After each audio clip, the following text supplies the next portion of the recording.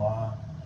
باب استحباب ترهيب الإنسان بضيفه وحمده الله تعالى على حصوله ضيفا عنده وسروره بذلك وثناؤه عليه لكونه جعله أهلا لذلك. روينا في صحيحي البخاري ومسلم من طرق كثيرة من أبي هريرة وعن أبي سريج الخزاعي رضي الله عنهما أن رسول الله صلى الله عليه وسلم قال: من كان يؤمن بالله واليوم الآخر فليكرم ضيفه. Bab istihbab tarhibil insan bidaifihi. Ini bab menjelaskan tentang sunnah menyambut manusia, orang, bidaifihi, dengan tamunya. Jadi sunnah menyambut tamu. Wa hamidahullahu ta'ala ala husulihi daifan indahu. Dan memuji ia kepada Allah Ta'ala dengan datangnya tamu di sisinya. Wa sururuhu bidzalika, dan senang yang demikian itu. Wa sana'uhu alaihi, dan ia memuji ya kepada tamunya likaunihi ja'alahu ahlan lidzalika, karena ia menjadikan keluarganya dengan perjamuan itu. Itu mengapa dalam bahasa Arab itu kalau tamu dikatakan ahlan wa sahlan. Ahlan itu maknanya ahliku, jadi ahlan min ahlina gitu ya. Selamat untuk keluarga kami. Maksudnya jadilah keluarga kami. Wasahlan, gampang, semua mudah, semua boleh dipergunakan. Ya, dalam Islam itu tamu itu ahlan wasahlan. Dia seperti keluarga dan dia ya semuanya mudah, semuanya gampang, semuanya enteng. Nggak ada yang ditahan, dipersilakan, diperbolehkan ya. Rawaina fi sahihail Bukhari wa Muslimin. Kami meriwayatkan hadis bagaimana tersebut dalam dua sahih Bukhari dan Muslim. Min turukin katsiratin an Abi Hurairah wa an Abi Shuraij al-Khazai radhiyallahu anhu. Dari jalan yang banyak menurut penuturan Abu Hurairah dan Abu Shuraij al-Khazai radhiyallahu anhuma, anna Rasulullah sallallahu alaihi wasallam qala, sesungguhnya Rasulullah sallallahu alaihi wasallam bersabda, man kana yu'minu bil yaumil akhir falyukrim dhaifah. Barang siapa yang beriman kepada Allah dan hari kemudian, maka hendaklah dia memuliakan tamunya. Ini kelihatannya sederhana sekali. Siapa yang beriman kepada Allah, siapa yang beriman kepada hari akhirat, itu maknanya hari akhirat itu ada. Hari akhirat itu datang, dan nanti ada perhitungan baik dan buruk. Baik dan buruk ya, baik dan buruk. Maka kalau dia tahu, muliakanlah. Betapa besarnya orang yang menjamu tamu. Pun naik motor macet, nah, naik motor jam segini baru datang. Ini nggak biasanya ya, parah benar. Ini udah bu, aneh ngajar sini berapa puluh tahun. Nah, 25 tahun baru ini.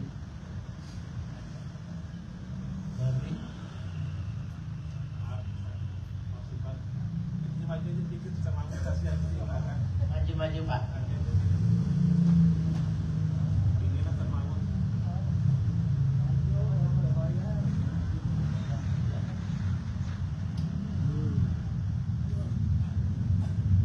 Jadi tamu itu seperti orang sakit.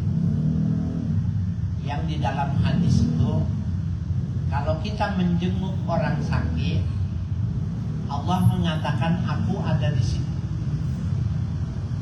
Kalau kita menjamu tamu kita, Allah mengatakan nanti aku ada di situ. Itu mengapa diikatnya kalimatnya itu beriman kepada Allah dan beriman kepada Rasul.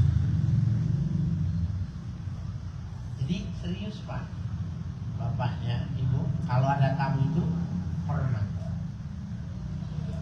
Jadi Allah yang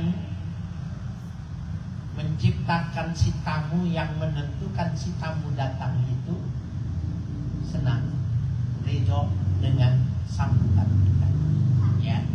Dan kita bilang ahlan wa sahlan. Tuh, kalau ahlan wa sahlan jangan diomongin doang, jangan di bibir doang. Umpamanya ada tamu itu tamunya rada-rada gitu ya. Ada kan tamu rada-rada, ada kan? Pohon lagi berbuah di depan, boleh juga nih ya diturunin sama dia gitu. Itu kalau kita udah bilang ahlan wa sahlan, kita nggak boleh marah, karena dia sudah menjadi keluarga kita. Kalau bilang ya jangan semuanya, itu belum ahlan wa sahlan. Jadi jangan di bibir doang. Dalam hadis lain, tamu datang, dia mengambil rezeki yang aku sudah berikan. Jadi dia datang ke sini, ke rumah kita, dia mengambil rezeki yang aku berikan. Dan dia keluar dari rumah itu membawa dosa yang ada di rumah. Tamu itu seperti itu. Nah, jadi ingat aja, ada orang sakit, ada tamu, Allah ada di situ. Ya. Wa rawaina fi sahihi Muslimin an Abi Hurairah radhiyallahu anhu qala. Kami meriwayatkan hadis sebagaimana tersebut dalam Sahih Muslim dari Abu Hurairah radhiyallahu anhu menceritakan ia, kharaja Rasulullah sallallahu alaihi wasallam zata yaumin aw lailatin. Nabi pernah keluar dari rumahnya satu hari atau satu malam. Jadi ini satu rawi. Kasusnya itu terjadinya siang atau malam. Ya, tapi terjadi. Fa'idzan huwa bi Abi Bakrin wa Umar radhiyallahu anhuma. Ketika itu Nabi menjumpai sahabat Abu Bakar dan Sayyidina Umar radhiyallahu anhuma. Kalau di dalam riwayat lain, Nabi ke masjid, dan di masjid itu ada Abu Bakar dan Umar, tapi bukan waktunya sholat. Ya, kan Nabi ke masjid juga bukan waktunya sholat.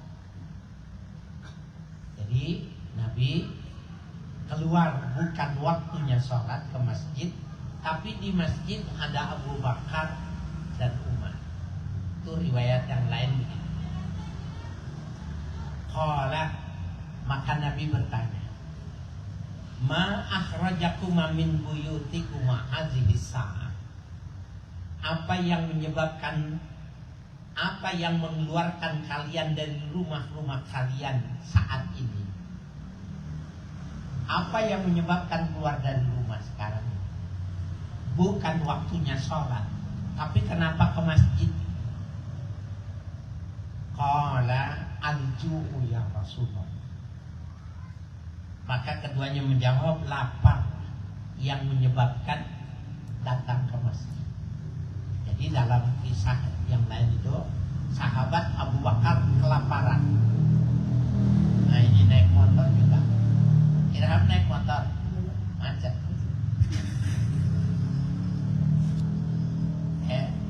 Abu Bakar kelaparan. Di Kemudian Umar datang. Abu Bakar nanya, kenapa? Aku lapar. Maka sahabat Abu Bakar mengatakan sama, aku juga lapar.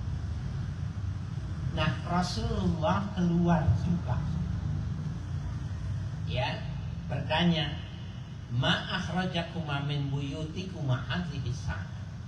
Apa yang menyebabkan kalian keluar dari rumah-rumah kalian pada saat ini? Qala al-ju'u ya Rasulullah. Mereka mengatakan lapar ya Rasulullah sallallahu alaihi wasallam. Qala wa ana walladzi nafsi biyadihi akhrajanil ladzi akhrajakuma. Ya, beliau mengatakan aku juga demi zat yang diriku yang berada dalam genggamanku. Ya, inilah yang mengeluarkan aku sebagaimana yang mengeluarkan kalian. Maksudnya laparlah yang menyebabkan keduanya ini keluar. Kumu, Nabi bilang, ayo bergegas, ayo kita berangkat. Faqamu ma'ahu, maka berdiri keduanya bersama Nabi. Fa'ata rajulan minal ansari, ya, menjumpai seorang laki-laki dari kalangan Ansar. Faizan laisa huwa fi baitihi, ketika itu laki-laki itu tidak ada di rumah. Falamma ra'atul mar'atu qalat, tatkala istrinya melihat Rasul sallallahu alaihi wasallam, beliau mengatakan, marhaban wa ahlan. Nah, ini kan marhaban, ahlan wa ahlan, ya. Ahlan wa sahlan. Marhaban, selamat datang, wa ahlan. Ya, selamat datang keluarga kami.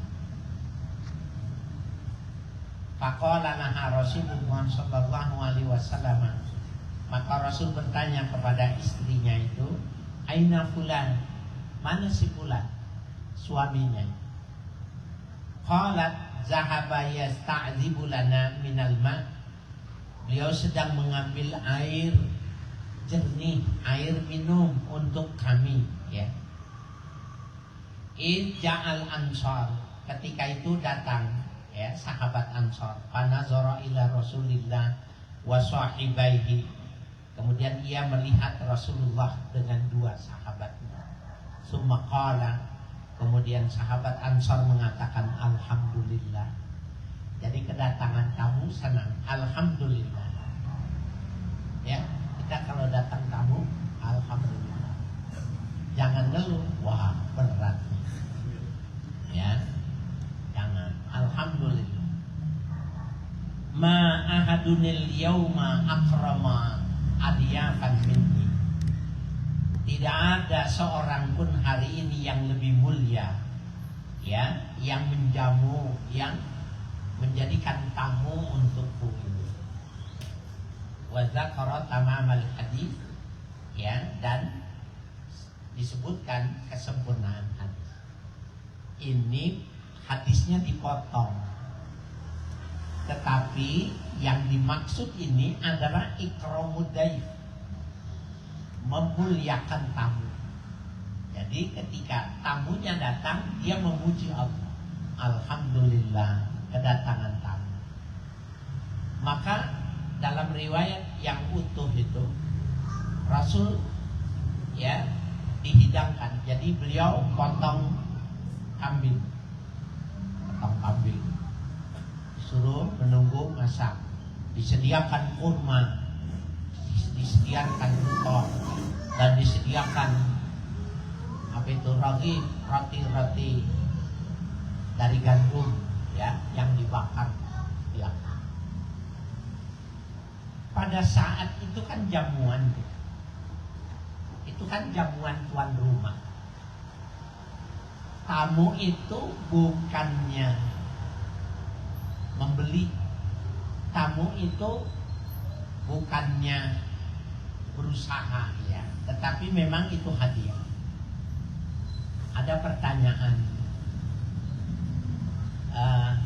Sayyidina Umar kepada Rasulullah, ya Rasulullah, Apakah orang yang menerima hadiah semacam ini, dijamu kemudian diberikan hadiah semacam ini, nanti di yaumil qiyamah juga ada hisabnya?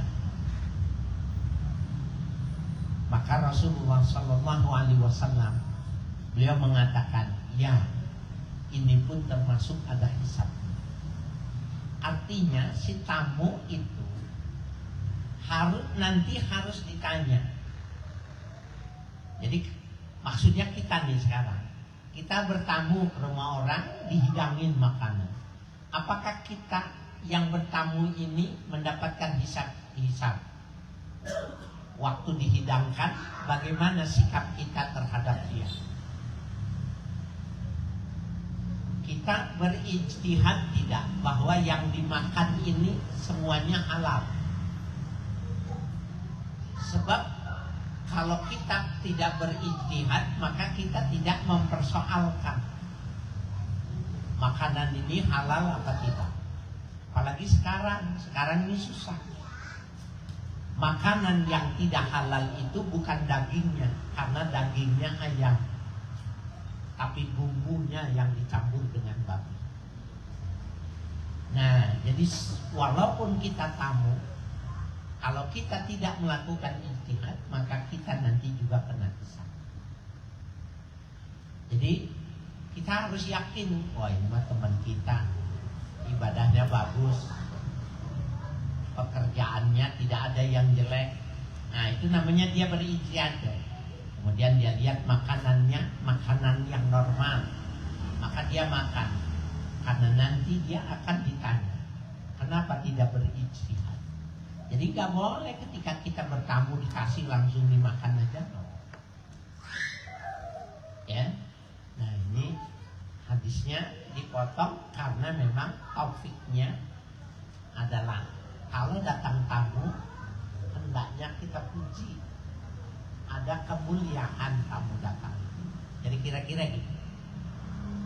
Tamu datang, itu maknanya Tuhan ke rumah kita. Tamu datang, itu maknanya Tuhan ke rumah kita, dan Tuhan melihat siapa yang mendatangi rumah kita. Kalau kita ke rumah orang sakit, maka Allah ada di situ, maka Allah akan menilai apa perlakuan kita terhadap orang yang sakit. Nah, kalau begitu cara berpikir kita, maka kita tidak akan berkeluh kesah, ya, pada dua.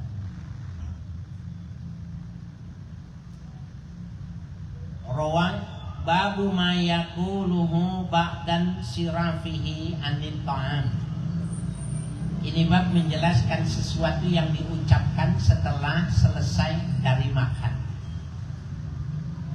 Rawaina fi kitab Sunni an Aisyah radhiyallahu anha qalat. Kami meriwayatkan hadis sebagaimana tersebut dalam Sunan Ibnu Sunni dari Sayyidah Aisyah radhiyallahu anha, menceritakan ia qala Rasulullah sallallahu alaihi wasallam, azibu ta'amakum bi dzikrillahi azza wa jalla was-shalah. Azibu, kunyahlah makanan kalian itu bi dzikrillah, dengan berzikir. Jadi makan itu, maaf nih, kan ada orang makannya nggak di, kalau makan bubur dikunyah enggak? Enggak ya, karena memang udah halus. Tapi kalau makan nasi dikunyah. Jangan enggak dikunyah. Maksudnya kalau makan nasi jangan seperti makan bubur ditelan. Jangan. Makan itu dikunyah, tapi sambil zikir. Allah, Allah, Allah, Allah. Satu. Wa doa. As-shalah bimakna ad-du'a, berdoa. Ya, jadi azibu ta'amakum bi dzikrillah azza wa jalla was-shalah, ai doa, dengan doa. Makan itu. Wala tanamu alai, dan jangan tidur. Maksudnya setelah makan jangan tidur. Jadi kalau dokter mengajarkan sekarang itu, Nabi 15 abad yang lalu sudah mengajarkan. Makan harus dikunyah sampai halus, supaya pencernaannya itu mudah. Bahkan diajarkannya berapa kunyahannya, sejumlah itu juga kamu zikir. Sambil punya, sambil berzikir. Jadi semua bahan yang tertanam dalam tubuh kita ini Bapak sekalian. Ini ada 2 piring. Ada 2 piring. Panggil 2 orang, suruh makan. Yang satu baca bismillah, yang satu buset. Sama gak kenyangnya? Sama. Tapi yang satu bawa keberkahan, yang satu tidak ada keberkahan. Ketika ayat yang mengatakan kulu washrabu halalan thayyiban, makan dan minumlah yang halal dan yang thayyib. Yang halal itu yang tidak haram, yang thayyib itu maknanya kalau sekarang itu bergizi sempurna. Kalau gizi sempurna mah dokter ngerti. Secara anatomi itu ada efek. Nah, Bapak sekalian, ternyata yang halal itu juga punya efek. Sehingga Nabi bilang, adzibu ta'amakum, dimamah. Kalau makan dimamah, bizikri, tapi sambil zikir. Jadi semua yang dikunyah itu bukan cuma fisik, tapi ada yang metafisik, ada zikir. Maka fisik dan metafisiknya itu fungsinya dua-duanya. Fisiknya membantu fisik kita, yang metafisik kita itu zikirnya itu membentuk rohani. Ini Bapak-bapak diingetin, kalau perlu hadisnya dihafal. Ajibu ta'amakum bidzikrillahi azza wa jalla was-sholati. Sholat di sini doa. Jadi orang sambil makan sambil ngobrol, habis itu selesai jalan bayar jalan. Sayang. Oke? Jangan tidur. Di dalam keterangan yang lain dikatakan, kalau kamu habis terpaksa memang seperti Imam Maulidan kan memang sudah malam makan. Jam 1, jam 12 baru makan. Makan di rumah jangan tidur, tapi kita melangkah. Karena sekarang naik motor, naik mobil bagaimana? Mau melangkah. Dulu makan malam itu tidak bermasalah karena pulangnya jalan kaki. Sekarang bermasalah kalau makan malam. Nah, itu beli treadmill itu bagus. Atau sepeda statis sambil nonton TV gerak. Jangan tidur kata Nabi dalam keadaan ini. Ya. Fatak sualahu qulubukum, maka akan menjadi keras hati kalian. Bayangin ya, kenyang perutnya, tetapi efeknya keras hati. Hubungannya apa? Ini hubungannya bukan hubungan langsung. Jadi orang yang tidur kalau kenyang pasti lama. Saya ulangi, tidur lapar sama tidur kenyang lamanya itu sangat berbeda. Kalau kenyang dia tidur pasti lama tidur, pasti susah banget. Itu yang dimaksud dengan akan menjadi keras, sulit dibangunkan. Nah, jadi kitanya mesti jaganya gini. Seperti saya ya. Saya kan kalau dalam bahasa Suparna saya bilang, kalau maulidan ustadznya 2 kali disuruh makan dua-duanya, itu sebenarnya kan membunuh pelan-pelan. Membunuh pelan-pelan. Tapi apa panitianya itu niat mau membunuh? Enggak, dia mau memuliakan. Nah makanya kitanya kalau udah malam makannya jangan banyak-banyak. Makannya jangan banyak-banyak. Saya malam Selasa itu 3 majlis taklimnya. Habis maghrib, habis isya, jam 9 seperempat sampai jam setengah 11. Tiga-tiganya makan. Gimana saya makan? Makan dikit-dikit aja. Karena resikonya buat saya, bukan dia. Dia mau bukan membunuh, dia mau menghormati. Tapi kalau saya berlebihan, saya sama aja bunuh diri pelan-pelan. Kan dikit-dikit. Karena kalau tidak dimakan, nggak boleh juga. Ya, sebaiknya dicicipin. Kecuali memang kitanya tidak suka atau ada alasan tertentu. Subhanallah. Mudah-mudahan ya, walaupun sedikit, 1 bab ini, 2 bab, sebuah kajian yang memadai ya. Kitabus salami wal istiqdani wa tasmidil atisi wa ma yatakallafu bihi wallahu a'lam.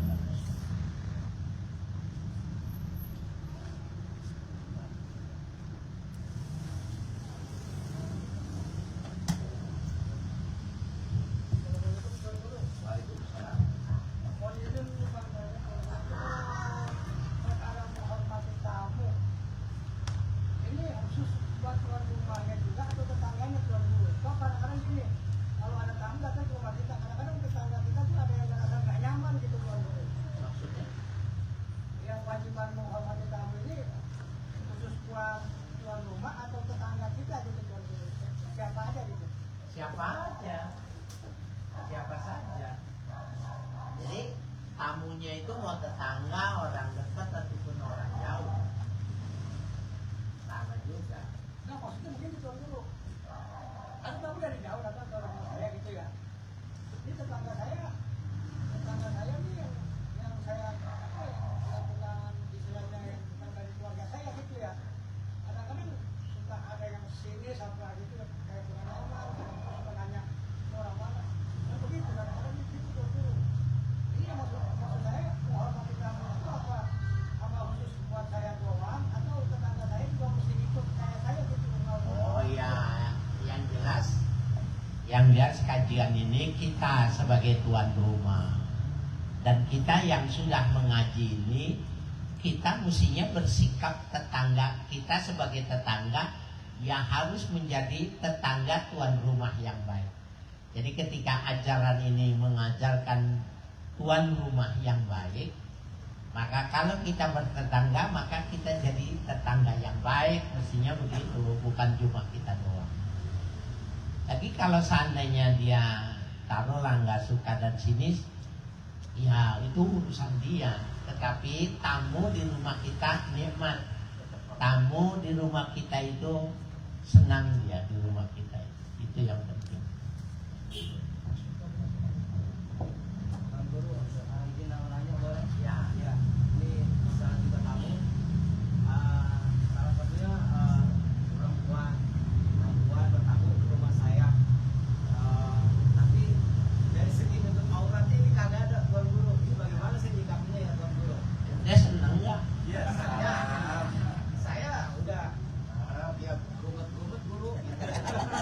Apa bahasa Indonesianya? Ya, asal gitu dah. Oh, ente RT di kampung. Asal kok? Iya warga dulu. Enggak, maksudnya gini, saya bukan mau tahu banyak. Tamu itu dalam rangka apa? Dia mau jenguk abang saya, mau nyamper abang saya gitu. Ah, Tidak ada sakit, tidak ada apa gitu. Jadi cuma mau mampir main gitu dulu. ente adiknya. Iya, saya adiknya. Nah saya kan bukan melarang dulu ya. Ini jadi dahak dah. Intinya gini aja deh guru. Ketika dia datang itu nutup auratnya kan kagak pakai tuh, dia nggak nutup aurat gitu dah. Anak pendek. Itu saya langsung maaf kan,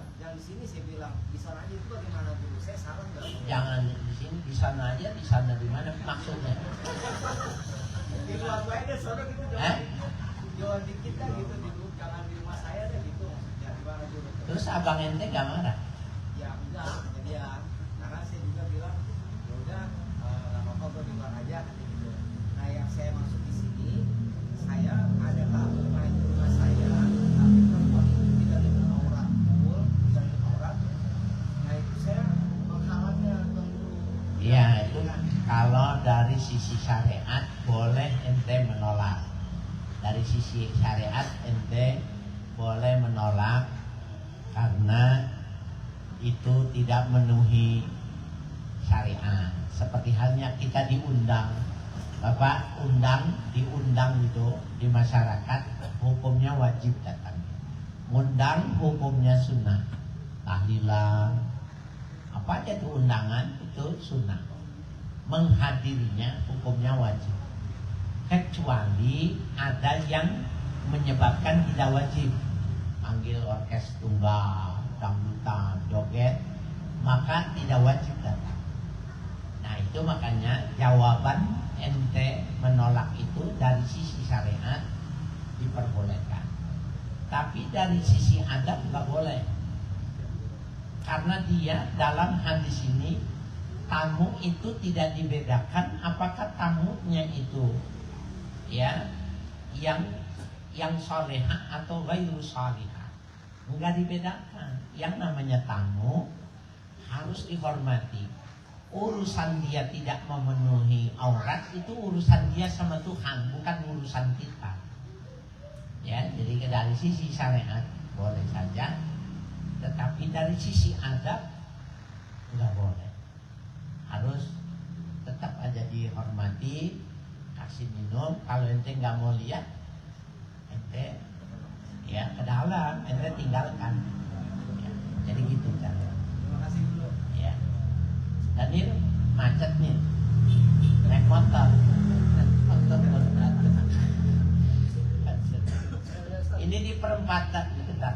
Di perempatan masih macet ya? Masih macet. Repot pulang, iya bang. Apakah customer itu termasuk tamu kan? Tamu, termasuk tamu. Kita usaha gitu, tamu. Ya, sehingga dibilang al-malik, ya, sayyidullah, produsen, pemilik barang, penjual adalah pelayannya si pembeli. Jadi dia tetap harus dihormati. Makanya yang mengamalkan itu orang Cina. Orang Cina kalau dia punya usaha banyak disediain minum. Kalau dia lama lagi dikasihnya spray. Nanti kalau lama lagi keluar lagi snack. Kalau dia lama makan siang disediain. Itu orang Cina ngamal itu. Kita servis mobil saja. Kita servis mobil nih, merek ini yang sama, itu dealernya beda-beda. Sehingga kita bilang, supir kita bilang, servisnya sono aja, ngapa makan siang gratis. Karena 25.000 terjamin ngopi gratis, makan siang gratis. Kalau sono cuma ngopi doang. Itu jadi Bang Imran sama. Jadi sebenarnya yang ngamalin hadis ini orang Cina. Padahal kan harga servisnya itu sudah ditambah plus konsumsi, cuma nggak ditulis. Kita bilang hebat bener nih kok. Enggak, sama aja ada plusnya, cuma gelap. Gelap. Jadi setiap poin tuh, umpamanya gini, satu porsi itu berapa? 25.000 umpamanya. Tiap poin tuh 5.000 sudah selesai. Kelihatannya gratis. Padahal mas sudah di poin-poin terini. Itu teorinya seperti itu. Kata mereka ini seni berdagang. Kalau kata kita ini mempertambah rezeki dan kemuliaan. Bagus kalau Imran punya usaha gitu. Padahal Aqua cuma berapa duit, tapi kita senang loh dikasih Aqua. Mas, silakan Pak. Saya kira itu.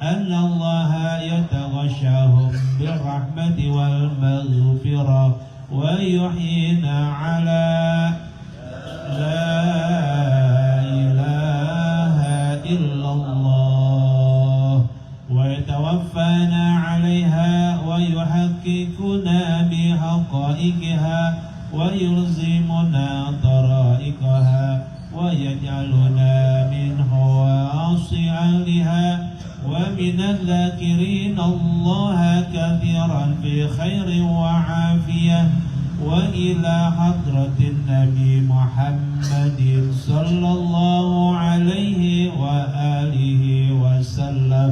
الفاتحة.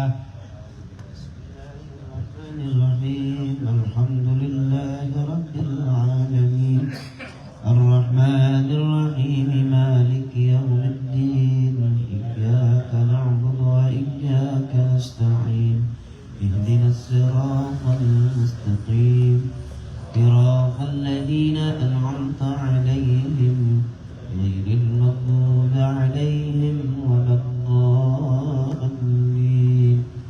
آمين.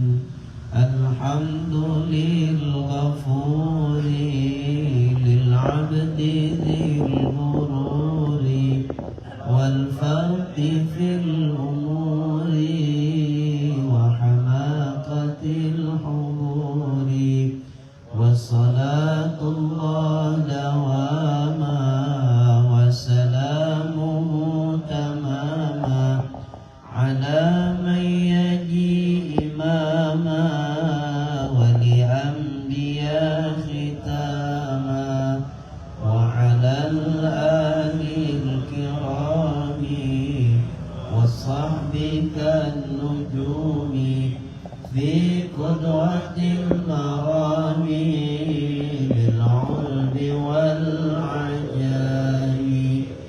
يا ربنا اعترفنا بأننا اقترفنا وإننا أسرفنا وعلى لظى أشرفنا فتوب علينا توبة تغسل كل حربة واستر لنا العورات وآمن الروعات واغفر لوالدينا ربي ومولودينا والأهل والإخوان وسائر الخلان وكل ذي محبة أو جيرة أو صحبة والمسلمين أجمع.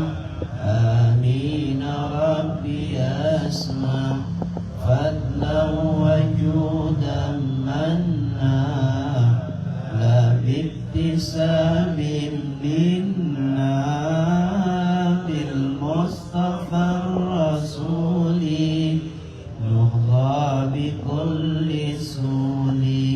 صلى وسلم ربي عليه عد الحب وآله وصحبه عداد قش الصحب والحمد لله في البدء والتنام